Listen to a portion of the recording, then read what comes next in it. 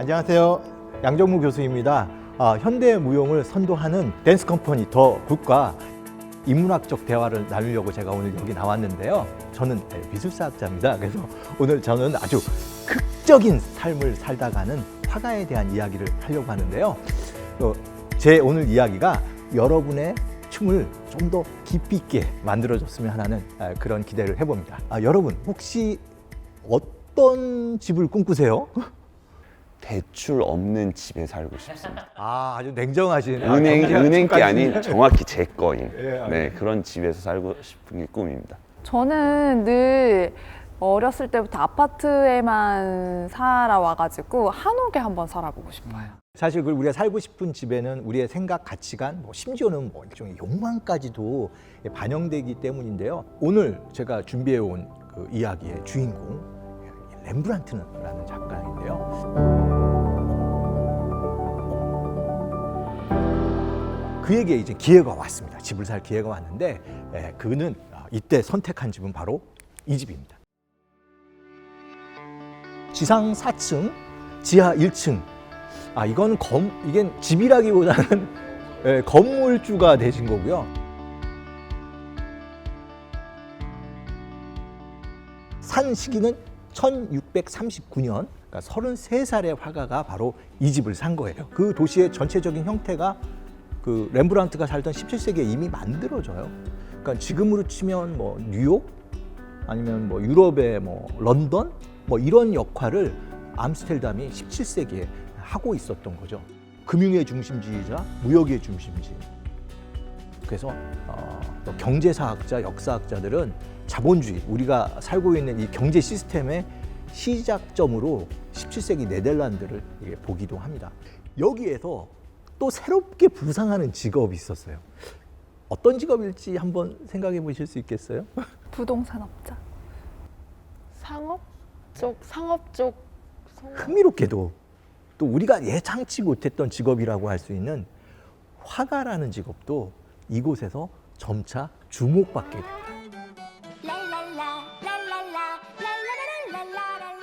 이 동화, 이 플란더스의 개에 나오는 이 남자 주인공의 꿈은 화가예요. 이 꼬마가 마지막까지 보고 싶어 했던 그림이 루벤스의 십자가의 내리심이라는 이 그림인데요. 안트워프 대성당에 지금도 걸려 있습니다. 이 플랑드르, 이 네덜란드라는 지역은 이렇게 꼬마 아이도 화가가 되는 것을 꿈꿀 수 있을 만큼 그냥 예술가에 대한 존중이 아니라 사회적 활동도 굉장히 인정받고 존경받는 직업으로 바로 이 화가라는 직업이 주목받았던 것이죠. 성공한 상인, 아마 직업적인 어떤 부를 누린 사람들, 이 모든 사람들이 자기가 좋아하는 주변의 풍경이라든지 성공한 자신의 모습 이런 것들을 아마 그림으로 남기고 싶어 했고요. 여기서 렘브란트는 일종의 스타 작가가 된 거죠. 도대체 어느 정도길래 그가 그렇게 막대한 일반 사람도 꿈꾸지 못한 엄청난 부를 모았을까 이런 생각이 드실 텐데요. 제가 그림을 하나 보여드리겠습니다. 바로 이 그림입니다. 어떤 장면인 것 같으세요? 수술 때 시체를 해부하고 해부하는 장면? 네, 그렇죠. 무언가를 가르치는. 네, 해부학하면서 가르친다. 이거는 그냥 수술이 아니라 해부학 수업을 진행하고 있는 거예요. 네, 그 당시 일반적인 이런 수업 장면은 이랬던 거예요. 약간 합성 느낌이 좀 많이 나지 않으세요? 개별적으로 그림을 그린 다음에 모아 넣어서 조합을 한 그런 형태의 모습인데요. 렘브란트의 그림을 보면 다양한 이 수업할 때 학생들의 반응이 이 그림 속에 담겨 있다고 하겠죠. 여러분이라면 어느 화가에게 주문을 하겠어요? 이제 렘브란트로 가는 거예요, 사람들이. 렘브란트는 그 당시 어떻게 보면 왕이나 귀족들 밑에서 일하는 궁정화가도 아니었고요. 관료들, 그 당시 성공한 변호사 이런 사람들을 고객으로 해갖고 이렇게 초상화를 하면서 부를 쌓아갔는데요. 자본주의 본고장에서 엄청난 실력자로 태어나서 정말 그 부와 명예를 누리고 있던 그 사람의 얼굴 궁금하지 않으세요?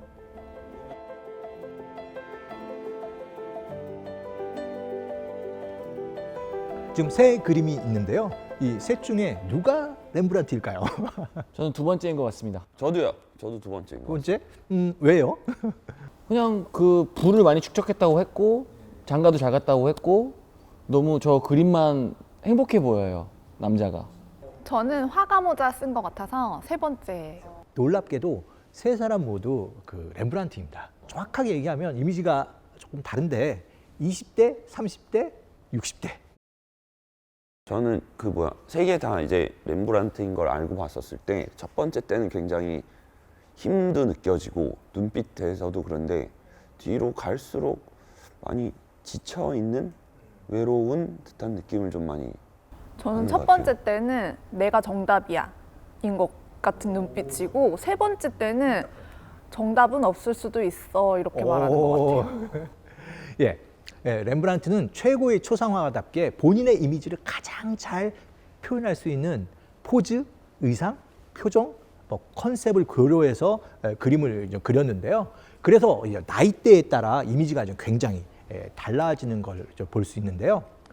그런 렘브란트의 인생을 가장 잘 담았다고 평가하는 작품이 바로 이 그림입니다.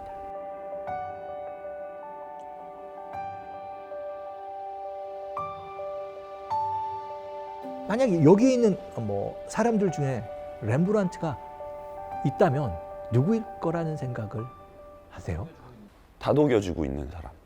안겨 있는 사람일 수도 있을 것 같은데 자기의 어쨌든 심정이나 이런 거를 조금 메시지적으로 넣을 수 있는 게 있다면 저 안겨 있는 사람일 수도 있을 것 같아요.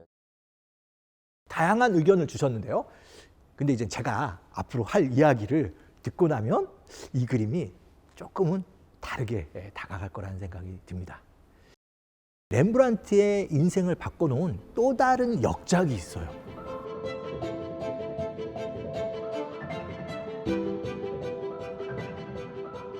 네덜란드를 지키던 그 당시 민병대원들이 손님이 와서 그것을 맞이하러 일종의 퍼레이드를 나가기 위한 준비 작업인데요.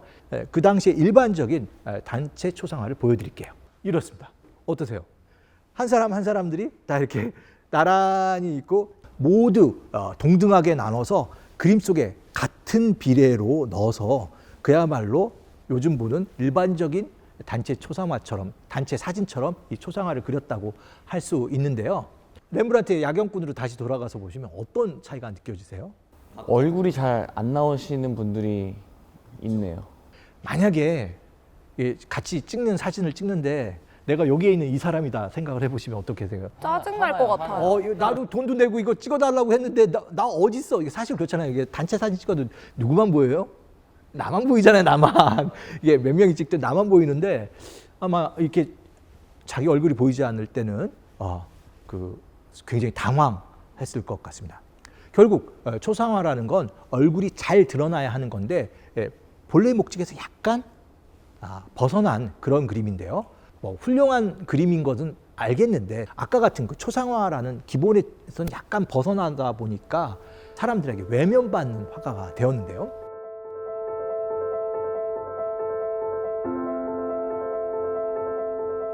근데 저 작품 하나로 인해서 일이 안 들어온 거예요?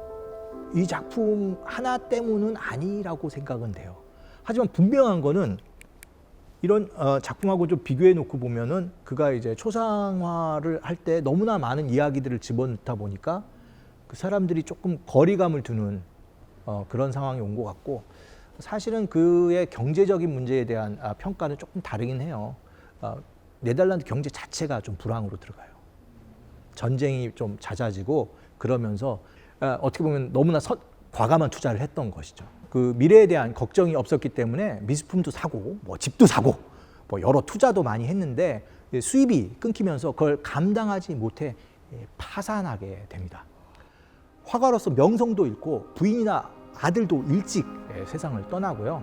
그야말로 좀 초라한 삶을 살게 됩니다.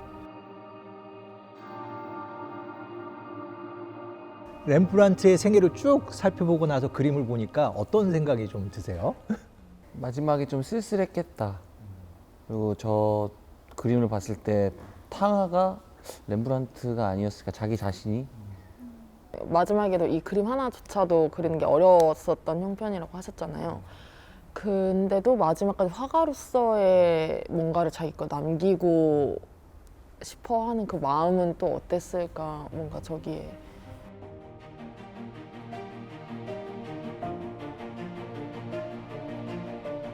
이 작품 속 인물 말고 이 그림을 그릴 때 오늘의 주인공 렘브란트는 어떤 생각이었을까요? 뭔가 이 그림을 그려서 다시 뭔가 재기하거나 다시 화려한 인생을 살려고 하기보다는 그냥 내려놓고 빈손으로 가겠다, 그런 마음으로 그렸을 것 같아요. 자기가 탕자가 돼서 아버지한테 안김, 또 위로, 자기 외로운 거 안겨보고 싶다는 느낌도 했을 것 같고, 또 한편으로는 먼저 자식들을 하늘로 떠나보냈을 그 심정을 생각해 보면 언젠간 다시 만나서 우리 애들을 안아주고 싶다는 생각했을 것 같고, 그래서 더 보는 사람이 아버지 입장에서도 보게 되고 탕자 입장에서도 보게 되고 주위 사람들도 보게 되는 것 같아요. 그러니까 누군가는 나를 잡아줬으면 나는 이 정도까지 초라해지진 않았었을 텐데, 그러면서 어쨌든 그 뒤 그 뭐 첫째 아들이든 뭐 아버지든 괜찮으니까 너가 마음이 바뀔 때 돌아와 줄 수 있겠니라는 어떤 한마디만 따뜻하게 해줬어도 그렇게까지 초라해지지 않았었을 텐데 라는 생각도 할 수 있었을 것 같아요. 강관하지 말고 너가 정말로 필요하다면 누군가의 손을 잡아줘, 약간 그런 마음으로도 그릴 수도 있었겠다라는 생각이 조금 많이 들었어요. 그러니까 어떤 기법이나 이런 걸로 그 당시에 엄청 유명해질 수도 있겠지만, 렘브란트의 인생 자체를 듣고 나서 이거를 또 보게 되면 또 다르잖아요. 시각이 변하잖아요. 좀 역설적인 것 같은데, 그가 실패했기 때문에 그 실패한 삶 속에서 또 새로운 것을 또 보는 또 다른 어떤 다른 렘브란트로 살게 될 수 있는 그런 그림을 보여주는 것 같아요. 계속 화가로서의 삶을 살려고 하는 그런 노력들을 보여주고, 그 과정에서 방금 탕자의 귀환 같은 그런 지금 보면 좀 대단한 심리적 감정을 녹여낸 그 명작을 그리게 되는데요. 그 비슷한 시기에 그린 자화상이 바로 그 파레트를 든 자화상이에요. 왜 또 이런 그림을 또 그렸을까요? 자기를 진짜 객관적으로 보고 싶었었을 것 같아요. 지금 자기의 그냥 있는 그대로의 모습을 그냥 그린 다음에 나는 나의 모습을 어떻게 바라보고 볼 수 있을까라는 생각으로도 자화상을 조금 마지막 유품이야, 이거는 나의 마지막 모습이야, 막 이런 게 아니라 지금 나는 어떻지 하고 이렇게 그리지 않았나라는 저는 상상이 좀 들긴 들거든요. 그림이 참 신기한 게, 참 잘 몰랐는데 이렇게 한 화가의 모습을 20대, 30대, 60대를 딱 놓고 보니까 렘브란트라고 그런 마음이 없었을까요? 있었을 거 아니에요. 끝까지 놓치고 싶지 않겠죠. 네, 근데 좀 저는 뭔가 이 흐름이 자서전 같다는 생각이 들더라고요. 그림인데 글로 풀어내진 않았지만 그 사람도 멋지게 그리고 싶었겠죠? 그렇지만 보는 사람 입장에서는 되게 많은 감정들이 보이잖아요. 그게 너무 신기한 것 같아요. 그래서 제 그림을 어떻게 그리든 나중에 봤을 때는 많은 게 보이지 않을까요? 아무리 내가 예쁘고 행복하게 그려도 그 안에 그때 어떻게 내가 무슨 생각을 하고 살았는지 보일 것 같다는 생각이 들었어요. 난 미술하는 사람이야, 나 화가야, 난 화가였어, 이걸 마지막으로 남기고 싶어서 파레트를 그린 것 같아요. 모자도 쓰고. 도리어 얼마나 돌았으면 모든 삶들이 자기한테 자기를 초라하게 만들고, 근데 아마 되게 그랬을 거예요. 20, 30대 그렇게 화려한 삶을 살다가 거의 양로원도 못 들어가고 그런 어려운 삶 속에서 사는 거였으니까.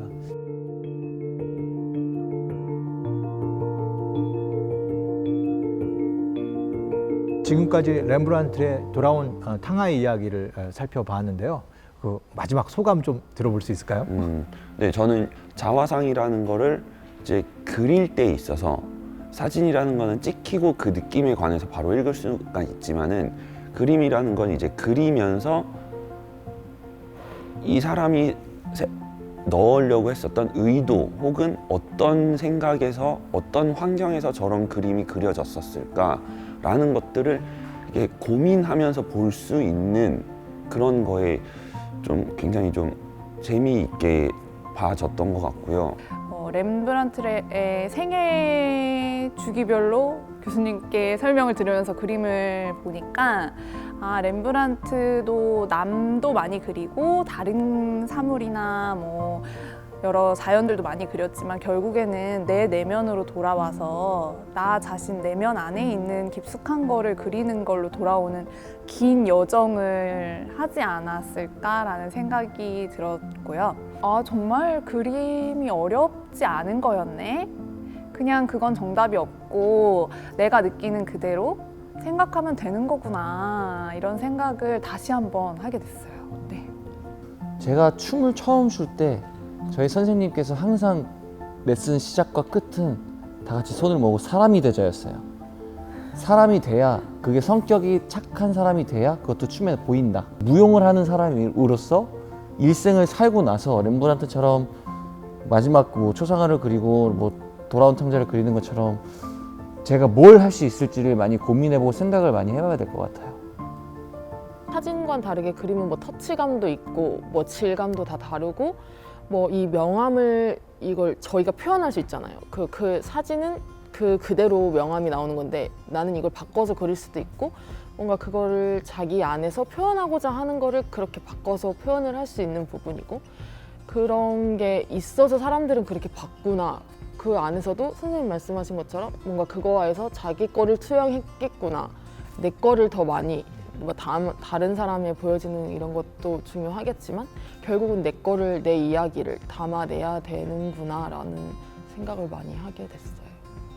진짜 아마 그 무대에 서시는 분이고 그걸 또 만들어 가시는 분들이기 때문에 정말 이게 진짜 굉장히 많은 기대가 되고 특히 좀 뭐 다음 또 기회가 되면 정말 이러한 하나의 이게 공간을 만들고 사람을 넣고 움직임을 부여하는 거잖아요. 화가가 일종의 어떻게 보면 이 무대를 만들고 세팅도 만들고 조명도 만들고 등장인물한테 모든 행동이나 이런 걸 다 이렇게 만들어서 지금 빚어낸 이야기고 이게 뭐 사실 자연스럽다기보다는 굉장히 많은 화가의 고민과 의도가 들어갔을 텐데요. 이게 렘브란트의 돌아온 탕자를 통해 인생이란 무엇인가에 대해 이야기해 봤는데요.